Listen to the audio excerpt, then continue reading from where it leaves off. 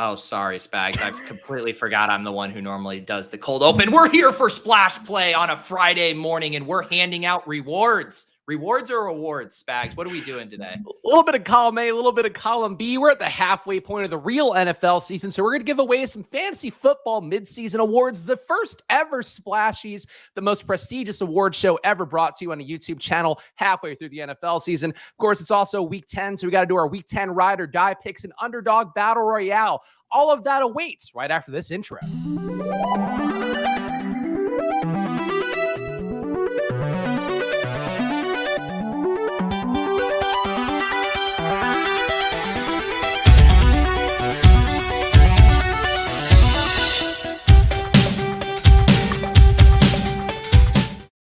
Hello, everyone, and welcome to another edition of Splash Play, the fantasy football podcast for every game under the sun. And once again, I am Chris Spags, joined by your friend of mine, Pete Overzet. Pete, that intro was pure electricity, both of us staring into the camera blankly. That's what people come to this channel looking for.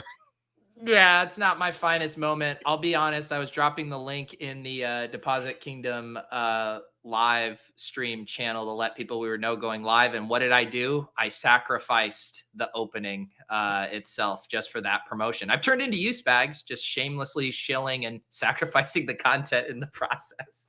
Honestly, I've been having a hard time with intros lately. Like, I know the cold open is a thing that Pete made us do early on, like intelligently, because that's the way you keep people watching a YouTube video. And sometimes, Pete, like, I think like, oh, I want to say this through it, but then don't actually fashion it out in my head. And then I'm just like rambling and go like intro. And then that's how it goes. So you're in good company with me on this channel. Yeah, no, we're gonna pick it up. We got off to a slow start here, but these Friday shows, we always bring the heat. I feel like such a boomer when I say this, but it's like every week goes by so fucking fast right now. It's insane. Yeah, you are on not death's door. You're on life's door, in fact, with but you're gonna feel like death every day, like I feel like. But is any inklings so far about if the little girl will be coming earlier on time? How's that looking for you? I think Lauren was going to an appointment this morning. I think we're all, on schedule. Haven't heard anything to say or indicate why we wouldn't be. But basically, I think what they've told her is that like once you're about 2 weeks out, like kind of all bets are off. And so we're about to enter that kind of window in that it could happen at any time. So that's both terrifying and exciting. Yeah, obviously it's going to be a lot worse for Lauren, but the stress on the dads are something that I think deserves you guys hitting the like button for Pete right now, but also for Pete, just so you're... Don't try to pawn my impending struggles as a parent off for likes. My God. Well, I remember the last 2 weeks before Alex had Luca, where it was just like us around the house and me being like, oh shit, like I might have to drive at 11:30. So I have to like, if I'm smoking weed, if I'm having a beer, it's like everything has to be leveled out the right way because you don't want to be too far. And basically becomes you on just nonstop watching the clock, having to be ready to jump into duty at any moment. And I feel like for a dad, we don't get the credit, Pete, but that's a very stressful part of fatherhood. Well, luckily, I'm doing literally nothing important ever, so I can just leave anything I'm doing at a moment's notice, and it will all be okay. Well, here, guys, as Pete requested from all of you, please make sure to subscribe, like, and comment to the channel. Of course, that's the only way he's going to feel ready to be a father here in the coming weeks. So please do that right now on the channel. Content coming from me Monday through Thursday at 2 p.m. now. It's all fantasy football content. I won't try to force NBA content down your throats. And a lot of success yesterday in the showdown, Pete. Actually, Laviska Shenault makes a showdown winning lineup, which is something none of us could have foreseen a few months ago, years ago, any point in his career, really. Well, some of us foresaw it because we played him in some of our lineups, and by in some of them, I mean 4% of our 150 lineups. But he was in the player pool. We had seen him do it earlier. We had the infamous Spanish radio broadcast call on him taking one of those other, I forget if it was a check down or an end around to the house. So this is within his range of outcomes. It was an otherwise absolutely disgusting game. I would say, Spags, I'm like pretty emotionally detached from like how I sweat in tilt football for the most part. Like, obviously, if I have a guy I need, on a Sunday and he's going to get me to min cash, I'm like sweating that. But just like conceptually tilting a player, like Kyle Pitts has broken me as far as watching him, because it does seem like everything is such a near miss with him. Like air yards can't even encapsulate just how snake bitten he is with his quarterback, with Arthur Smith, with balls being just like 4 inches away from being caught. He just puts me on rabid tilt. I mean, he's in terms of usage at tight end, like he's gotten targets more than anybody else in the position besides Mark Andrews, Travis Kelce, the usual suspects you'd expect there. Deep targets as well. He leads that category. So he's certainly a guy that it feels close every week. And I think at this point, Pete, after we saw what happened in that game yesterday, I feel like his only shot to salvage value down the home stretch is for them to play Ritter and to see what he does, because Ritter will sling it. And I think what Ritter will get out there will get in space more. Mariota, to me, I think the Mariota thing is kind of done. Yeah. It's rough out there. The thing is like, I was the guy taking Ritter at the end of all my drafts and not Mariota. I always want to see like the black box, like give me the rookie. Let's just see what they have. But I also just know how it's going to go, right? It's going to look like Malik Willis subbing in for Tannehill, right? Where Arthur Smith is going to be even less prone than Vrabel to let him throw, and Vrabel's not letting Malik Willis throw at all. So you're going to have him, yeah, he could probably scramble a little bit like Mariota, but like, what is going to be the difference? Like, if the coach doesn't let the quarterback throw, like what is Ritter even going to be able to do compared to Mariota? Yeah, and I think it's certainly a reasonable take to have. I guess I would hope just down the home stretch where the season doesn't matter as much. Like right now, the Falcons could still win the NFC South, and that was something I thought would be the way that Mariota holds on to the job. And you can make the case too with some of the games they've been competitive in, where one lucky break, one lucky touchdown, one lucky field goal, and they would actually have up. Keep talking, Spags. No, because that'll get yelled at in the chat afterwards. Oh. Shit, I'm spilling coffee all over me. How does this always happen? Just wait until you're doing the overnight shift, Pete, and you got to make that pour for yourself, and it's going to be splashing hot coffee on yourself like an elder lady at McDonald's. God, I'm tilted. This is just I botched the cold open. I spilled coffee all over myself. I don't even know how that happened. We're in a good position here, guys. Again, hit that like button. Let's talk about some news before we get into the Splashies, the most prestigious award given out for fantasy football accomplishments at the halfway point of the NFL season. Pete, Josh Allen has not practiced with his UCL injury in baseball. If you are a baseball fan, basically the equivalent of a Tommy John injury. They're playing Minnesota this week. It feels like maybe he's trending towards being out, which would mean a Case Keenum start. But if you had to place your bets on this one, does Josh Allen go or not go versus Minnesota? Yeah, the only thing that I've been really kind of trusting is what the line has been. And, they opened up as 7.5-point favorites, and now it's down to 3.5. So to me, they're a home team. It's basically saying that they would be neutral or a pick 'em on a neutral field. So I'm working under the assumption that Josh Allen isn't going to play this week. There was also a quote. I believe they were interviewing Isaiah McKenzie in the locker room, and they're like, so what's it like, Josh Allen at practice? And he's like, yeah, he's practically a coach. He's back there. He's barking everything on the sideline. It's really cool to see him in that role. And it's just like, all right, coaches don't play. This seems very unlikely if Josh Allen is just there barking on the sidelines that he's actually going to suit up this weekend. Yeah, it is a 43-point total in that game with Minnesota at Buffalo, which is down 5.5 points at the start of the week. So it does seem like Josh Allen trending towards not playing. It seems like you want to save him here. I honestly think this kind of injury, like it could be a really long-term one for baseball players. It's usually a 1-year injury. Obviously, they're throwing 100 miles per hour, which Josh Allen doesn't have to do. But him unleashing a 65-yard bomb while hurting his elbow on that same play seems like maybe he can push through if he wants. It's just how do you manage the risk profile of your star QB? So we'll see, but it does seem like he's likely not to play. Matthew Stafford also not practicing, concussion protocol for him before they play Arizona. Do you have any care for this one or any other injuries out there, Pete? I feel like it's a pretty slow injury week despite it being so late in the NFL season. I know I feel like a dick saying this, but does like a Matthew Stafford injury, I mean, it basically impacts no one but people who have Cooper Kupp in their season-long leagues, right? Because like no one in DFS, even with Matthew Stafford, is wanting to pay, what is it, $9K, $9,100 for Cooper Kupp this week, and no one's playing anyone else from this offense. You don't want to touch this team with a 10-foot pole. I guess we have like a small candle on for Kyren Williams when he comes back. There were some quotes from Jordan Rodriguez in the Athletic saying that he's going to have a big role once he comes back. But it's so hard to get excited about this offense. And I kind of am glad that we're not getting teased into playing the Cardinals. Like, I feel like the Cardinals have been the fraud shootout team where every week we convince ourselves, oh, the Cardinals can get in a shootout. And now Vegas is like, we're done with this bullshit. This game has a 40.5 over under. And I'm just excited to have 0 pieces of this game. I'm going to fade Rondale Moore chalk, and I just want none of it. But that rat-looking John Walford might be starting, which could open things up a little bit. Arizona's shut down wide receiver ones all year long, and I've seen Cooper Kupp touted a little bit across the industry this week. And whether it's Stafford or Walford going, maybe Walford does make the offense bounce a little bit higher. He has been a guy a little more mobile than Stafford, can get the ball downfield, even though he is a short backup QB that has the same flaws as any short backup QB in the league. But I feel like with Kupp in this spot, like he felt like a trap anyway, and I'm kind of bummed that he won't be a 20% owned trap instead of a 10% owned trap. Yeah, I know. It is funny you say that too, because I would have assumed no one was getting up to him. But then I was running some of the optimal lineups yesterday just with like a first pass with projections all out. And Cooper Kupp was showing up in optimal lineups, which seems crazy to me because I just assume people are going to rather play Tyreek Hill, rather play Justin Jefferson up there, maybe even Devontae Adams, now that all the targets have fully cleared out. But yeah, I didn't think people were going to be clicking on him anyways. I think it was one of those classic, like the math says that Cooper Kupp's your best bang for your buck up here as far as the ceiling, but I can't imagine ham builders clicking Cooper Kupp this week. Any other injuries that you care about? If like Darren Waller hitting the IR, not great. I don't know that matters that much at this point. I guess I hope he comes back before week 17, but we'll see how that goes with an old guy and a hamstring issue. But anything else injury wise for you that you want to talk about?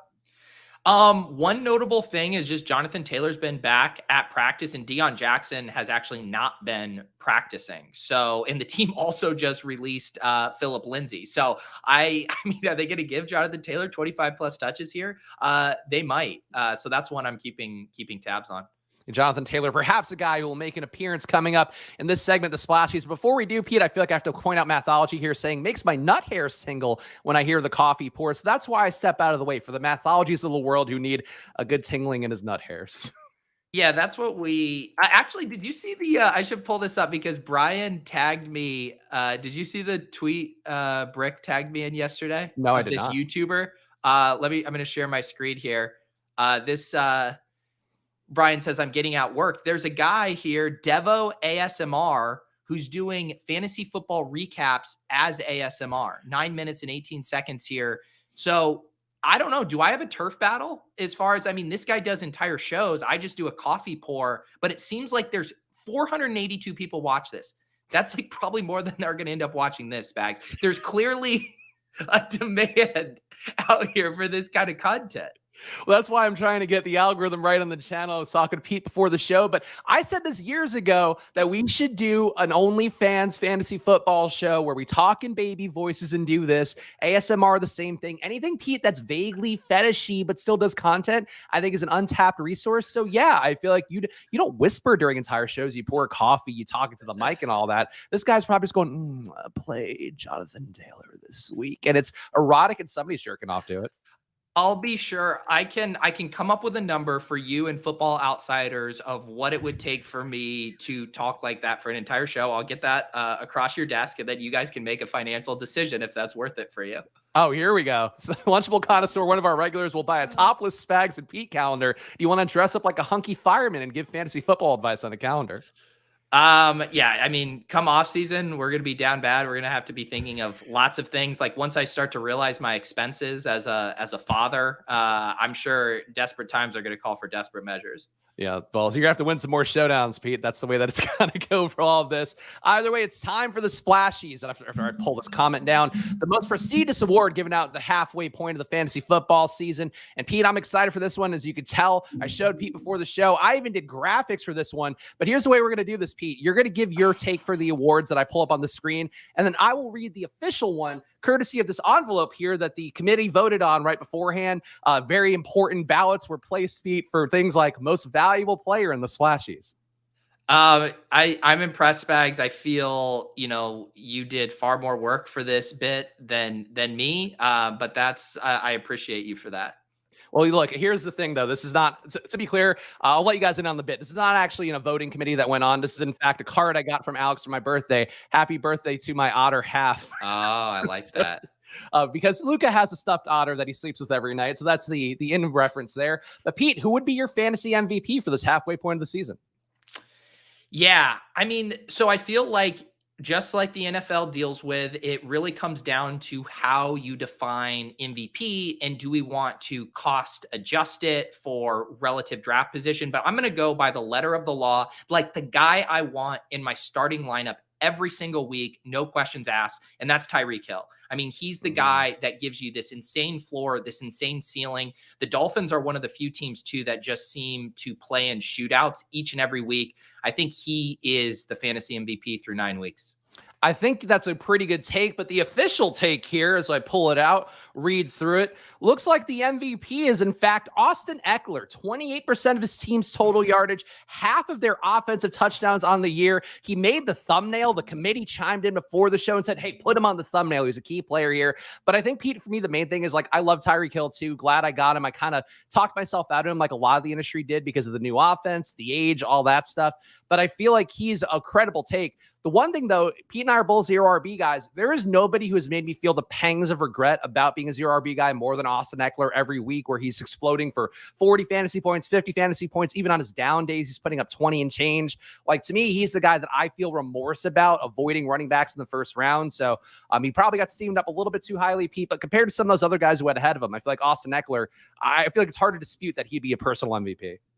Yeah, I wish I could show, the August version of Spags, this MVP ballot. You would be laughing, calling future Spags a running back pig. You'd be making references to a flock, I'm sure. Yeah, just how quickly things change. This is me and Austin Ekeler right in his butthole, just sniffing it up, snorting it. Loving that running back aesthetic. But Pete, the LVP, I will just say that again, just to like push back a little bit. Obviously, Austin Ekeler has been awesome, but again, like when you think rest of season and like how down bad the Chargers are injury wise without Mike Williams and without Keenan Allen, like I do worry about them just having games where they flop. And it's like, even if he's catching 6 to 7 balls and he has a really nice floor, I just think that ceiling could get really hard for him to reliably hit if that team just isn't as good as we hope they'd be. Okay. I think if anything, to me, they're going to rely on him even more with no Mike Williams out there, Keenan Allen all hurt. Josh Palmer, we saw the nice day, but it's still at the end of the day, they get the red zone touches. Austin Ekeler, maybe not enough goal line touches, but I think you're right. There's some risk with Spiller being back in the mix as well. But I feel like, to me, I'm just envious of Austin Ekeler and him just being able to rely on him every week. LVP, though, Pete, I think is going to be, well, there's actually a lot of candidates you can go to here, but who would be your LVP, your least valuable player through the halfway point? I mean, honestly, I know a lot of people are beating the drum for Jonathan Taylor being a bust. I'm not ready to necessarily, he's a bust relative to his draft cost, but I think he could still be useful down the stretch if they don't shut him down. The easy, safe answer is to say Najee Harris, but the one that I actually feel deep in my soul is Kyle Pitts, a guy who I was just hammering in the early third round. I know you were as well. I was chasing the steam. I was like a pretty emotionally detached ADP slave for most of the season. And I got caught up in Kyle Pitts euphoria in the final week. I was like, back into the second round. Fuck it. He's not coming back. We're taking Kyle Pitts. I have regrets with Kyle Pitts, and I think it's hard. The whole thesis of grabbing Kyle Pitts there is the positional advantage it gives you at tight end. Not only were you like passing on Tyreek Hill in the late second to grab him, you're getting crushed by the Mark Andrews and Travis Kelce teams, and you're getting crushed by everyone who waited. And so I think it is by far the least valuable pick right now. I think that's a fair way to look at it. I would say a personal LVP would probably be Kyle Pitts, but you made the right bet on talent on youth. The consensus MVP or LVP pick, though, is going to, in fact, be Jonathan Taylor, who went first overall. He's only scored over 20 fantasy points in the first game of the year, where he put up 30.5 against Houston. He's missed multiple games, Pete. He's under 10 fantasy points in half his games played. And I think the difference for this one, too, is that there was some variability on where Pitts is getting drafted. Like, there were times where he'd fall to the end of the third round, maybe even early fourth, times where he would go the end of the second round or mid-second. But I think for Jonathan Taylor, he was going top 3 everywhere. So to me, that's a differentiation point, is that everybody took him, everybody invested heavily in him and expected him to be the guy who could give you at least 20 fantasy points a game. And he's barely even doing that. So I think relative to draft capital, he has to be the LVP. Yeah. Well, we will see too. I feel like the jury's still out on, how weak. What's weird about this one is like, yes, certainly through this many weeks, I guess it's interesting to think, who do we think of those guys is going to be the LVP like through the playoff stretch, or could one of these guys rebound? I think it's just a little easier to say like, hey, they don't shut down Jonathan Taylor. They just commit to running the ball 40 times a game and he finishes the season strong. Whereas like, what story do we tell ourselves with Kyle Pitts right now for weeks 15 through 17? Like, maybe he gives us one spike week in there, But how is that dude giving us even 2 across a 3-week span? I mean, nobody's due for more deep ball positive regression than Kyle Pitts. That's what I could talk myself into. Whereas Taylor, if you're a tanking team and you have this asset at running back that could be a traded or it could be a guy who's a part of what you're doing moving forward. I know what you're saying with the injury news, and cutting Philip Lindsay does seem like an odd move. Maybe there's a practice squad guy they call up. I think would be what I would expect out of the Colts. But I think for them, like, why would you trot this guy out there down the home stretch when you're not playing for anything? And Jeff Saturday, I think, is the one variable here where him coming in as head coach, because he seems like a guy, offensive lineman, like you think you want to establish it. I think an offensive lineman is going to want to establish it as hard as anybody. Yeah. All right, let's keep going through here. Of course, the rookie of the year, Splashy, one of the most prestigious ones. Pete, who would be your pick before I give the official one that the committee voted on?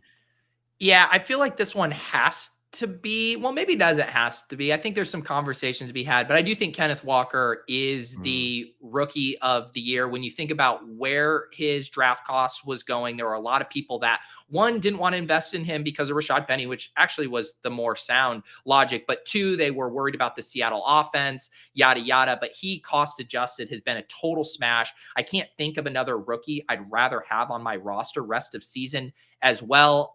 It's sad because Breece Hall, I think, would have been neck and neck with Kenneth Walker for this award otherwise. And I could see some slappies caping for Dameon Pierce or Chris Olave here, but ultimately Kenneth Walker is that dude you feel good about in your lineup every single week. Well, bad news, Pete. The committee of slappies has decided, in fact, that Dameon Pierce is your get out of here. Stop it. 33.4% of his team's total yardage, 31% of their touchdowns, 100% of the rushing touchdowns for Dameon Pierce. He edges Kenneth Walker largely due to a 34% avoided tackle rate. That's higher than Walker. And I think, too, Pete, if you think about the fact that, like, Davis Mills is Dameon Pierce's QB, Geno Smith, the guy that we all knew in the offseason was going to be slinging it around for Seattle, looking great out there. I mean, it's definitely a different pull there where defenses know what the Texans are going to do. Defenses think for Seattle, it's like, oh, they're going to throw it a lot more because that's what they've been doing. So I think that's the difference point to me. Dameon Pierce, like on an island, maybe he and Kenneth Walker are relatively the same talent point, but I think Kenneth Walker's had it easier and he missed those first few weeks too. I mean, Kenneth Walker has 5 points less than Dameon Pierce, didn't play week 1, and was the backup running back through the first 4 weeks. He's done all of this in literally 6 weeks. I mean, come on, or 5 weeks. The selection committee is drunk. There is corruption, and I don't believe anything that happens henceforth. Nick asking, was there a way to vote on this, or are these results just Spags' opinion? There was a whole committee, Nick. I don't know if you heard. There was a tribunal. There were people elected. There was election day was actually largely to find people to vote on this, Pete. That's what happened. If people want to pull behind the curtain, the text message I received at 7:54 a.m. Midseason awards today, stuff like fantasy MVP, LVP, rookie of the year, etc. So this has been long in the works, everyone. Sometimes that's how committees work. You get together, you get the group together.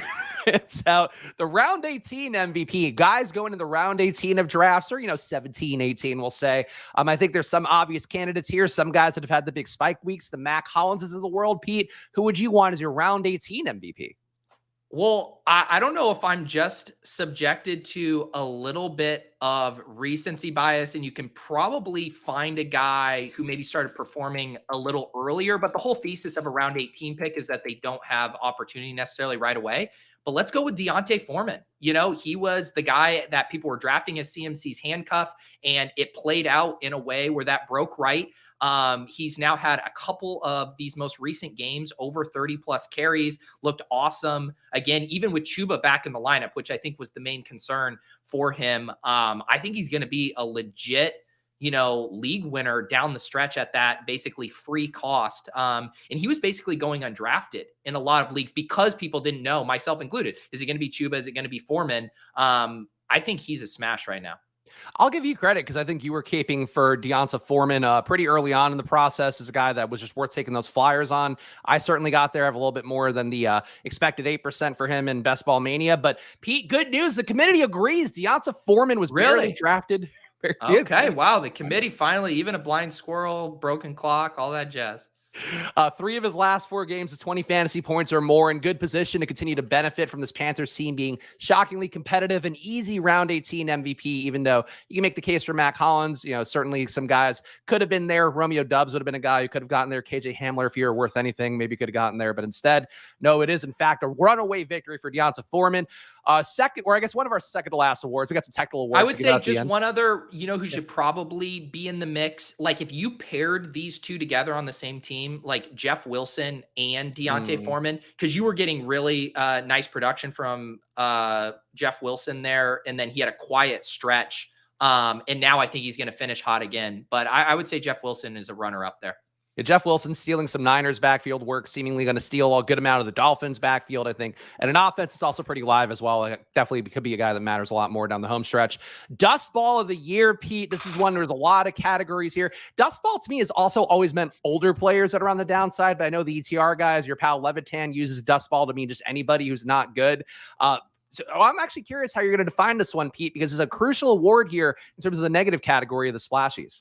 I love this. I love this term. And I feel like it's like what they say about pornography. You know it when you see it. Like, I don't even think we need to define dust ball. It's just, what it is. And I do agree. It does tend toward an older player who's washed up, but I'm not afraid to call a younger, like Najee Harris is a dust ball. He's not going to win Dust Ball of the Year award, but he is a dust ball. I will say the Dust Ball of the Year award, and I don't even know if it's close based on where he was being drafted, how people thought of him. You throw in the age factor. Allen Robinson is the Dust Ball of the Year. People were creaming themselves to go draft him in the 4th round of drafts because Robert Mays said one nice thing about him at training camp, and the dude has been a total dust ball. I think that's fair. I'm going to go to a vintage one that I think will really fit the criteria people think for when they hear the phrase Dust Ball of the Year. Aaron Rodgers, 68.8% on target rate, lower than luminaries like Bailey Zappi, Brett Rippon, and Mitch Trubisky, just ahead of guys like Carson Wentz, PJ Walker, Jacoby Brissett. We saw him last week disappoint in the Coors Field of NFL DFS matchups. I'm coining that. I'm saying that for the first time out loud. You play Detroit, it's like Coors Field. Nobody's come up with that analogy before. But I think in this spot for Aaron Rodgers, nothing is going right for him. I could see him being benched down the home stretch of the season. Jordan Love's certainly a guy the Packers have invested in. Rodgers' contract makes it tough, Pete, but I feel like in terms of the expectation, the chance to be a Super Bowl contender, none of that is happening. And he's going to throw everybody under the bus along the way as well. So that's pure dust ball criteria. Yeah, no, that's a really good one. You obviously didn't say, or you didn't have to spend quite as much, on Rodgers as you did. So it's a little cost adjusted. Even in best ball, if you're taking Rodgers, he was probably as your second quarterback. So he hasn't burned you quite as much, but yeah, dude's a total dust ball. Our last official award here before we give a few technical awards away, just, kind of round it out with those. Maybe next year, Pete, who's going to be your guy? I feel like you mentioned somebody earlier on that will probably be the committee's choice, but who would be your choice that you're willing to get back on the horse next year? Yeah, I mean, there's definitely a lot of these guys who it's, a lost season. I mean, Breece Hall, I think should be a, top 7, top 8 pick next year in drafts. Ooh. Basically zero concern about him, assuming he comes back fully healthy. And I mean, I'm telling you right now, I don't know what the Falcons are going to do at the quarterback position next year. Maybe Ritter's ready to go, but I will be ready to martingale Kyle Pitts by this time next year. I promise you. Yeah, I think the committee is actually placed to vote for Kyle Pitts. Again, talking about the deep targets, a guy getting over 1 deep target per game, not catching that 1 deep target per game at any point. But still, I think you got to get back on that horse there. I would push back. I don't think Breece Hall is coming off an ACL tear. He's not going first round. He's like a late second rounder to me.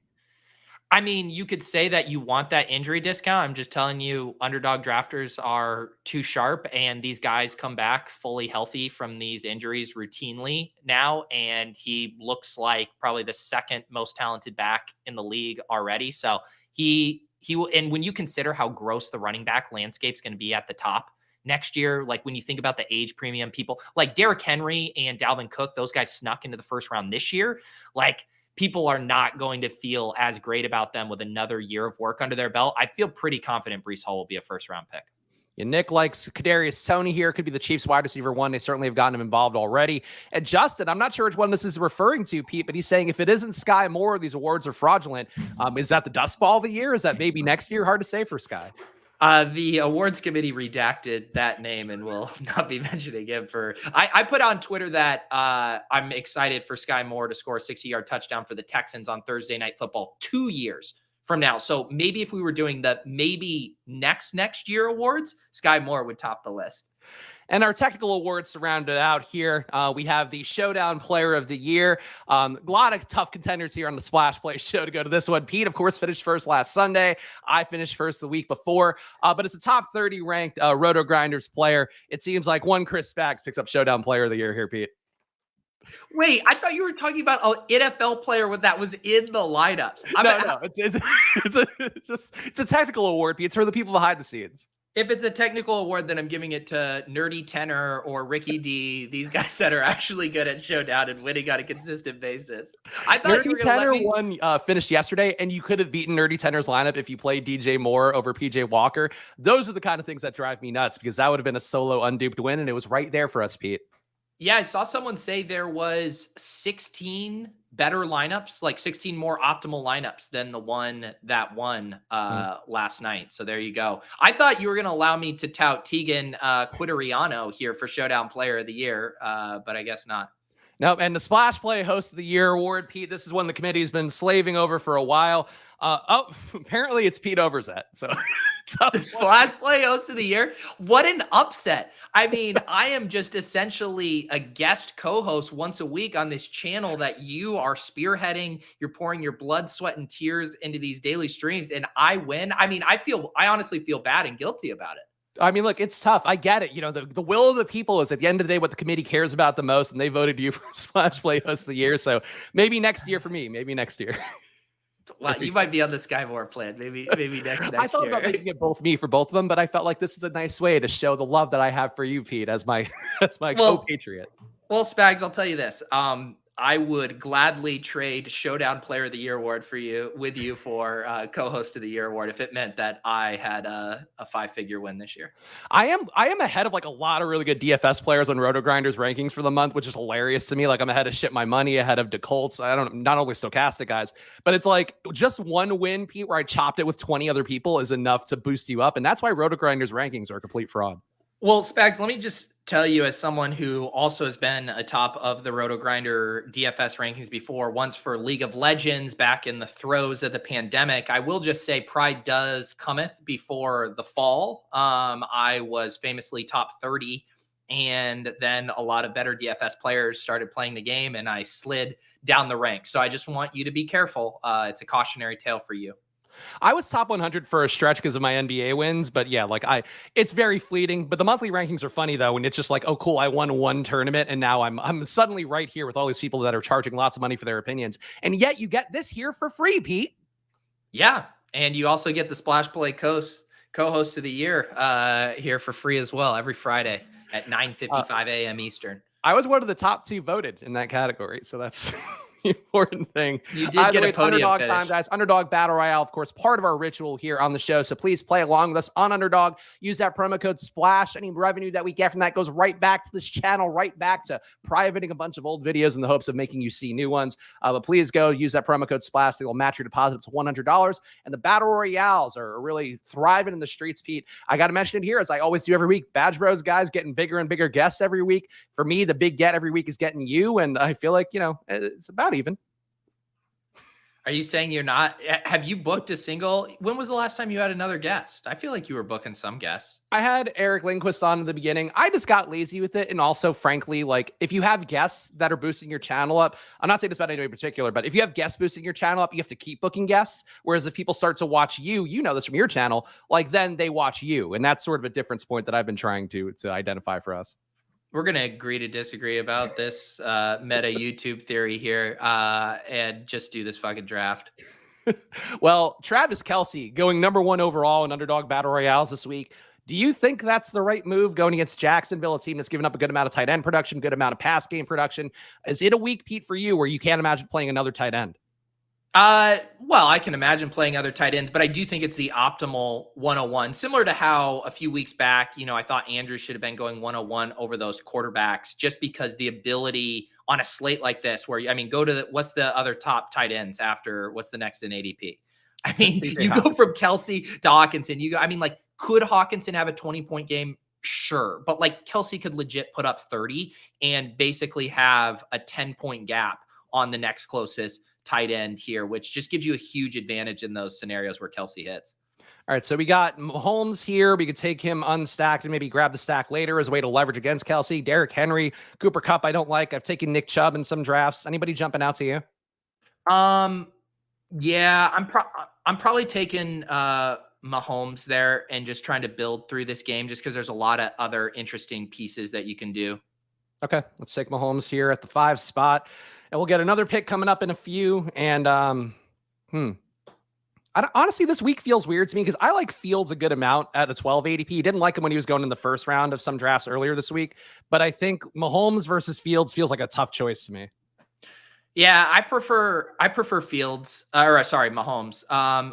Do we want to we're not going to be able to get ETN here. Obviously there's other bringbacks you can do if we play a KC Jags stack. I'm probably taking ETN here, but I'm open to other ideas. Yeah, I don't love Derrick Henry. I think Nick Chubb is in a good spot, but I'm taking him enough. True. So let's build this game stack out for it. Let's take ETN. What was that? Oh, I was going to say, yeah. So my concern for Fields here too is just, I think he's going to be, I think he's a good play. I should say that, but I think he's going to be overused relative to what I think this game environment is going to be. And I think a little bit of it's colored with how much Miami speeds up games and allowed the Bears to kind of get in an up-tempo shootout where I think we're going to see a lot more running. And obviously Fields can get it done running, but I just don't know if we're going to get the kind of back and forth that we did with the Dolphins. And it almost feels like people are banking their 100 rushing yards from Justin Fields here in a point where I just don't know if I love this game environment that much. I think Fields puts up 4 touchdowns in this game. Like I think we saw 4 touchdowns. Then you should have 100% of him if you think he's putting up 4 touchdowns. I will be playing a lot of Fields. I think playing him stacked, playing him with Cole Kmet looks pretty appealing in this format. But we got Josh Jacobs, we got Amon-Ra St. Brown, we got CeeDee Lamb, we got Juju, who's been on the upswing. I do Juju, right? Because sure, we could take Hardman or Tony with a late pick, but if Mahomes is hitting, it's probably a double stack, and it probably means 2 guys. And Kelsey's having a quiet game and 2 of the wide receivers are going off. So would you force in 2 receivers for this build for us then?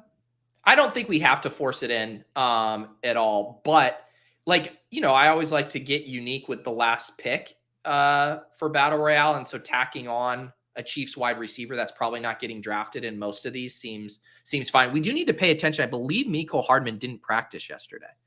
Oh, that's interesting. That would open up probably some more Kadarius Toney stuff. What do we want to do? Do we want to take Hawkinson and take an okay tight end? I'm okay to go another I don't want to take the second tight. I would go like Amon-Ra or CeeDee or Cooper. All 3 of those guys project pretty well. I like Amon-Ra. I mean, Chicago's defense also bad and certainly going to be worse with the guys they traded away. So I think Amon-Ra, maybe a false flag last week with him not being that great, but he still had 9 targets the last 2 weeks. Yeah, so Mecole Hardman, 2 days in a row of not practicing, just looked it up. It's a abdomen injury, so I don't think we should take him. And yeah, Kadarius could be a fun late flyer. I will give you, I'll save it to the last round. I think there's one guy who's going after 35.5 who I strongly believe will be a great DFS play that nobody's going to be on. But now I'll tease that out for a second here. A lot of running backs going to this point. Jacobs, Cooks, Pollard. Is Zeke going? Is Zeke going to be available? It sounds like he was back at practice, I believe. I haven't heard anything indicating he's not going to play. Pollard to me feels like a bit of a trap pick here at the 23rd overall. Yeah, that feels too rich. Yeah, I don't like that pick at all. Yeah, some other guys you can see on the screen here. Who would be your bring back, I guess, besides ETN? Would it be Christian Kirk for if you were to stack up this Chiefs game? Yeah, and I'm honestly not even opposed. I mean, this game has the best over-under on the slate. I know you start to get into a little dicey territory of you need all of these guys to be going for 20 plus points to likely be in the optimal lineup. But I don't see any reason why, if you're playing the Mahomes Juju shootout, why both ETN and Kirk couldn't get there. I'd also be down to take Amari if he falls. Amari should not be on the board here. Yeah, I think that Cleveland-Miami might be a shootout. It has some potential. So I'm willing to take him here. I don't mind taking him as a one-off. I don't think we have to force a correlation there. Oh, this is going to kill my potential late-round receiver. So my late-round receivers, I think Courtland Sutton. I think this is the week that he explodes. But we're I now like going to that take a call. tight end. Yeah. Well, you could leverage your own pick there and take Dolchich. Okay. I'm on that. Yeah. I'll go that way. Tennessee's so bad against deep balls, and teams that they've faced the last few weeks just don't take advantage of that enough. The Chiefs, certainly they were able to get pressure and kind of prevent that downfield. But when Mahomes did force it downfield, he was able to find some targets. So I think somebody from Denver's pass game goes off this week, and Dulcich could be him too. Yeah, Dolchich projects pretty well. If there's one thing we know about this Broncos team, it's that Nathaniel Hackett loves Dolchich. So it's always nice to know when you're not fighting against upstream against a coach like we are with Kyle Pitts and Arthur Smith. GA pointing out a thing too that I think people might think about a lot when they see battle royales. Are you comfortable taking 3 receivers on the regular? Because we have seen 2 running backs, 2 receivers win a lot on there. I don't know that that's actually going to be the case over the course of time. I think that's more because you have to get a floor in with running back. But do you have an aversion, Pete, to taking 3 receivers in a battle royale? No, not at all. It's very slate dependent, and it's when you look at the ceiling projections. So they're like for DFS purposes, there's going to be 6 clear-cut top plays, and obviously that's salary dependent. You got Henry, Barkley, Kamara, Jacobs, ETN, and Dameon Pierce. But when you look at, say, then the next grouping of running back ceiling and wide receiver ceiling, the wide receiver ceilings, the further you go down, like once the top 8 running backs are off the board, the wide receiver ceilings that are available are actually higher than the available running back ones. So obviously, if you're able to jam, 3 running backs earlier, I don't think the 3 running back builds are bad, but in general, and on this slate specifically, the wide receivers are going to give you a higher ceiling because you're going to end up looking at like a Juju who has, I see a ceiling projection of 22 versus like the David Montgomerys, the Najee Harrises, the Jeff Wilsons. Those are the equivalent, running back 10 versus wide receiver 10s. And those guys don't have the ceiling as the Amari, the Jujus, the Christian Kirks up there. Okay. So yeah, no, I think that's a reasonable way to look at it. And to me, overall, I think it's just that like right now you could win with a cashier lineup on battle royales. Like obviously you still have to make some pivot points overall, but I think at a certain point, it's going to be 3 receivers winning it because receivers have the higher upside overall, maybe a little bit tougher on a half-point PPR site, but at a certain point, like you're going to find people able to hit those receivers more frequently. And I think that's as the game evolves, but that's my personal take. Either way, Pete, it's time for ride or die picks. Of course, guys, hit the like button down below, leave a comment if you're watching after the fact. And of course, subscribe to the channel. Helps us out a bunch here as we try to reshape the channel in the image of the number 2 Splash Play co-host of the year. But Pete, we got our ride or die picks, and Willis DM before the show saying that he didn't update the scores all the way, but he did seemingly update some of it. I'm noticing I have all zeros here, and I don't think that's accurate because Lazard did outscore Aaron Jones. I feel like you nailed it. No, but that was my pick. No, this is mine. Chris Spags Alan Lazard outscores Aaron Jones. You had Amon Ra outscores Aaron Jones. Okay. I might not have finished my picks yet, I think is the way that's going. Do you know what and this is the beauty of being in the Deposit Kingdom Discord, and I was peeping the drink chasing channel down below. I saw Willis had loaded up on beers, said he had today off from work. So I absolutely love that the reason Willis didn't get to this is he's not actually having to do work today. It's because he's hungover as shit. And he's like, fuck it, I'm not updating this. Is Willis a veteran? But today's Veterans Day. Is Veterans Day always been on a Friday, or am I insane? I don't think it's always been on a Friday. I think, isn't it always on November 11th? I thought it was like a rotating Tuesday thing that, I don't know, that maybe got moved over the course of time. Shout out to the veterans though, right? We got a lot of veterans in the audience overall. I don't think Willis is a veteran. He's a veteran of the Splash Play accounting services, but maybe he is. The veteran of many beers, apparently. Either way, ride or die picks, of course, the thing Pete and I do every week where we go game by game, give our hot takes for every single one of them, try to identify some showdown winning captains, some outlier performances overall. But Pete, tell the people what they can expect in this segment we're going to run through right now.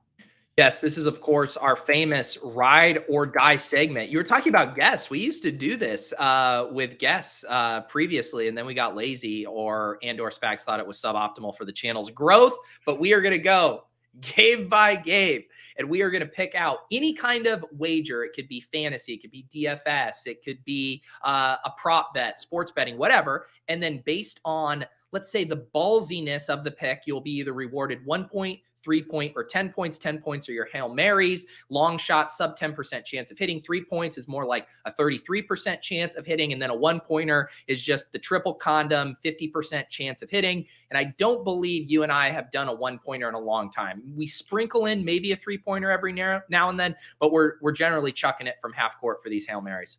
So on the year, I have not done a single thing that isn't a 10-pointer. So that's how I've been playing it. You've had one 3-pointer a week, it looks like, but I don't think we've done a single 1-pointer all year long. I like that. I mean, it would be, can you imagine if one of us, well, this is the thing that longtime viewers might remember is that Spags used to dink and dunk this, and I shamed him into getting more aggressive. Like Spags would be like, oh, I think he has like a chance to go over his projection by 2 points. So can I have that for a 1-pointer? I was like, Spags, pull my glasses down slightly and go, I think he's got about a 10% chance here. And then I got you to loosen up, and now it's a great segment. So let's start it out. Let's go to Deutschland, Pete, where Seattle will face Tampa Bay. 21 implied points for the Seahawks. Tampa Bay, 23.5 implied points. Pete and I normally do not play the early morning showdown, but for all of our German viewers out there, Pete, tell them what they can expect in this game. That's my German accent. What was that German accent? Seattle and Tampa Bay are coming to town. Who should I play, Peter? Oh, I'm trying to peg what that actually is. It's a melting pot of accents here. All right, let's see. I think the Bucks are going to absolutely smash here.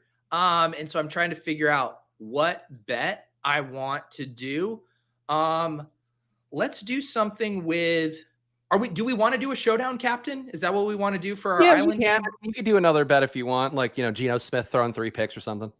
Okay. I am going to do Mike Evans showdown winning captain. I think he finally connects on some of these deep balls here and has a massive game. Oh, FF dem good Scheiße Spags is what he says. Another great German impression by me. I will take so revenge game for Tom Brady. His German ex-wife is going to be watching this one, I'm sure, near dear to my heart. Tom Brady showdown winning captain, Peter. No. Oh, this is, OG Mans fan might be right here. A little too close on the nose for that one. Kyrie Irving, loving my impression. Next game, the first one on the main slate, Minnesota, 19.8 implied points. Buffalo, 23.3 implied points. Seemingly, potentially no Josh Allen. That looks like he is still in the stochastic projections. But Pete, what do you want in this game, the first one of the main slate? Yeah, this is going to be an interesting game here. The line right now is 3.5, right? Yes, 3.5. So can I get Minnesota minus 6.5 for 10 points? 10-point swing on the spread. I think that's it. Yeah, it's a 10-point shift. That's the rule. I like it. All right, Minnesota minus 6.5.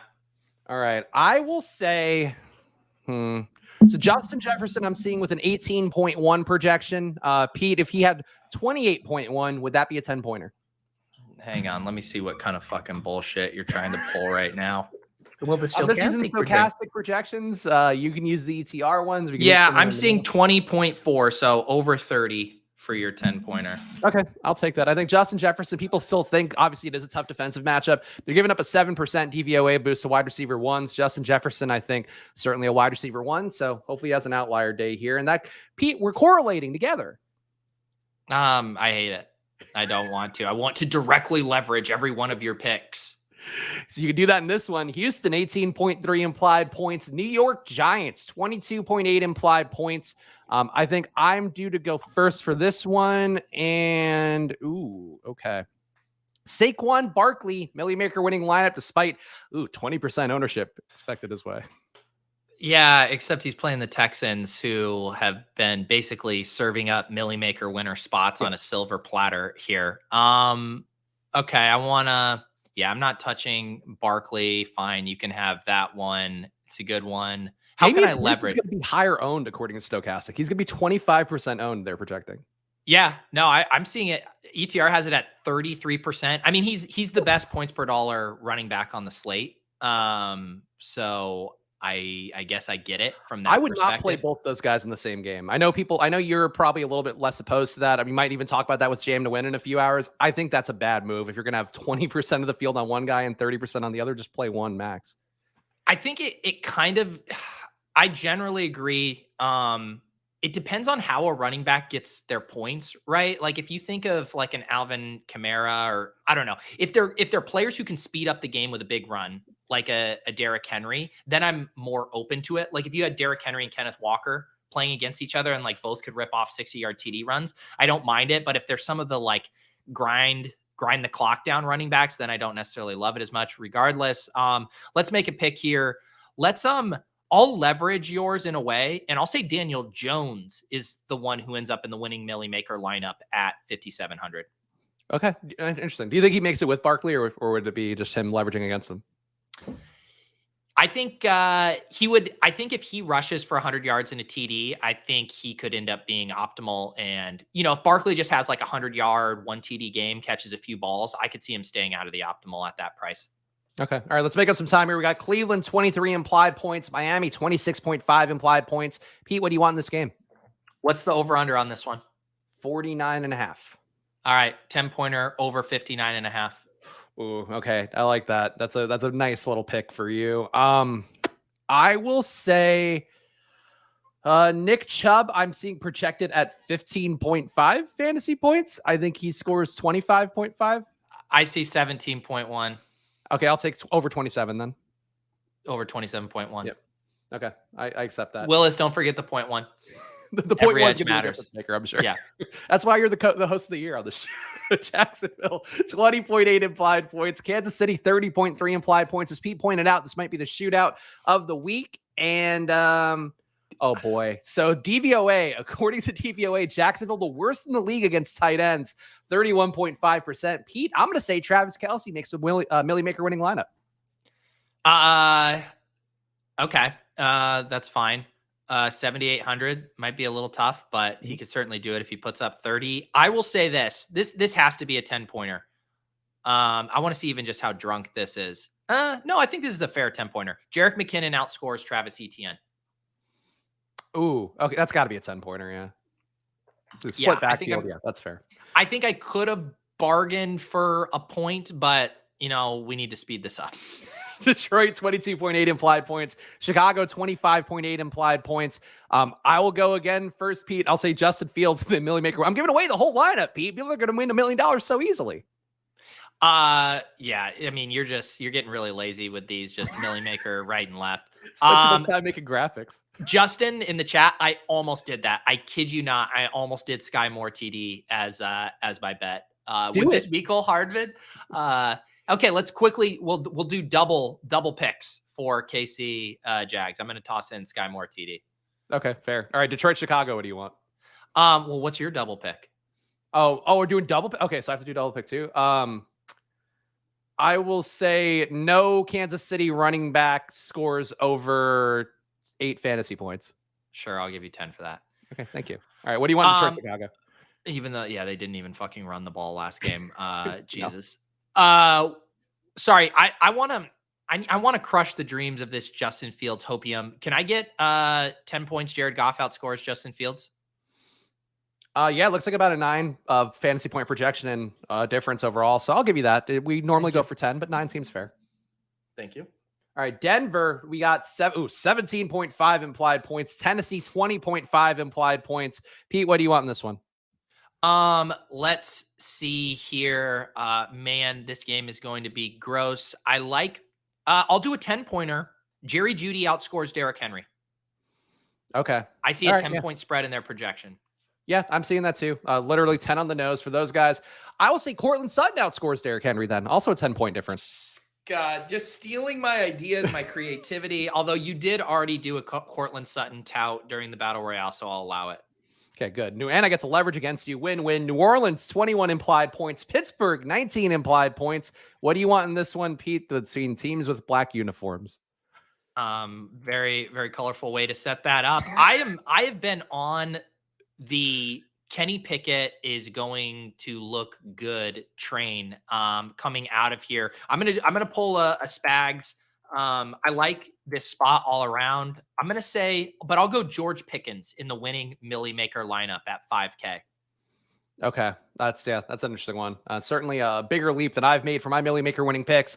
I will say this game scores. So it's a 40-point over under. I will say this game scores under 30. Okay. Yeah, Yeah. it's so funny you say that because the one I normally don't make a ton of like spread or over under bets, but the one bet I logged in to make was over 40 for this game because I'm a Kenny Pickett bull. I just feel like both teams are running the wrong way, but I agree with you. Pickett's going to have some good games down the stretch, I believe, especially with the target concentration being there. Indianapolis, 18.3 implied points. Las Vegas, 22.8 implied points. I think I'm due to go first in this one. Sam Ellinger scores over 20 fantasy points. Is that a 10-pointer? No, he projects for 16. Damn it. Sam Ellinger scores over 26 fantasy points, then is what I will take. Yeah, and I should also mention as a public service announcement. So if you're in the Hand Builders and Opto Bros channel, because you're a YouTube member on my channel, I've been posting, I built out a prop screener, and one of the most missed price lines, and it feels so gross, is at least, and I'm just double checking, it's still up currently, but they have Sam Ellinger's pass yards. Yeah, it's still up at 188.5. And the average projection across the industry is around 236 for his passing yards prop. So there's like almost 50 yards of value if you hate yourself enough to bet the over on Sam Ellinger's passing yards prop on Underdog. Yeah, Vegas also 30% DVOA boost according to Football Outsiders. A big drop back EPA boost as well. So that's why the Vegas defense, if you want to attack it, Sam Ellinger stinks, but this could be the week he does it. But what do you want in this game, Pete? Yeah, let's see here. I feel like Mac Hollins is just absolutely exploded whenever Hunter Renfrow has been out of the lineup. I'll do a 10-pointer. Mac Hollins outscores Devontae Adams. Okay. Arizona, 19.5 implied points. The Rams, 21 implied points. What do you want in this game of NFC West stalwarts, Pete? I'm going to do what you did for that other game and say this goes under by 10. And I believe we said it was 40.5. So under 30.5. Yeah. Okay.